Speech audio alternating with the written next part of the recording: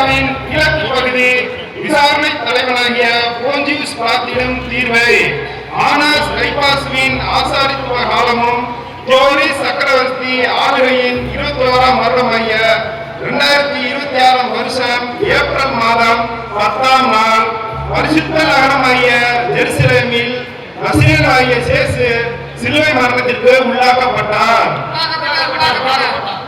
கலிலேயாவின் கிழக்கு பகுதி விசாரணை தலைவனும் நீதிமான்கள் வீட்டிற்கும் நீதி ஆசனத்தில் இருந்து நீதி சொல்பவனும் போஞ்சியுஸ் பிலாத்துமாகிய நான் ஜனங்களின் பல விசேஷ அத்தாட்சிகளால் ஒப்புத்திருக்கின்றதை பற்றி நசரேயனாகிய இயேசு சிலுவையில் அறைந்து கொள்ளும்படி தீர்வை கொடுக்கிறேன்.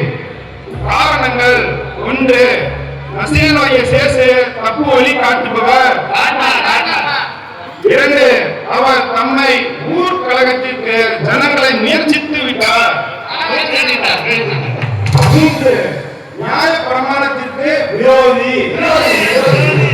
4. அவர் தம்மை தேவகுமாரன் என்று அழைக்கிறார். 5. அவர் மெய்யாகவே தம்மை இஸ்ராயலின் ராஜா என்று சொல்லிக் கொள்கிறார். 6.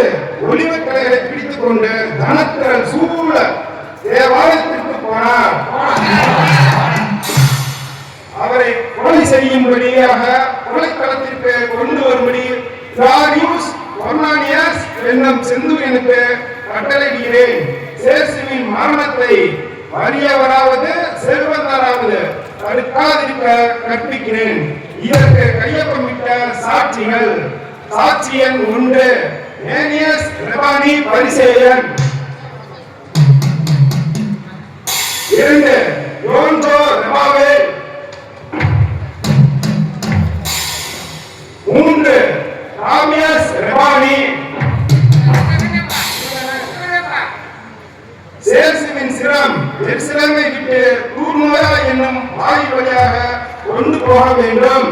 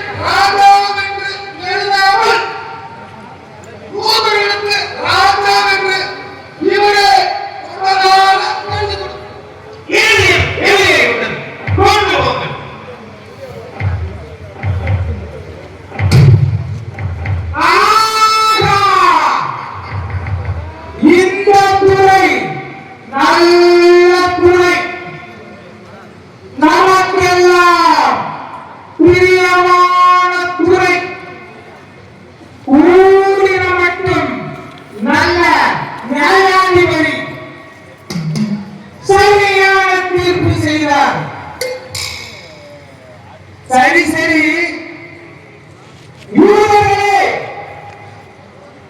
இவருடைய தோல் மேல் பாரமான சிலுவையை சுமத்தி இவரை கபாலங்கி இழுத்துக் கொண்டு போவோம்.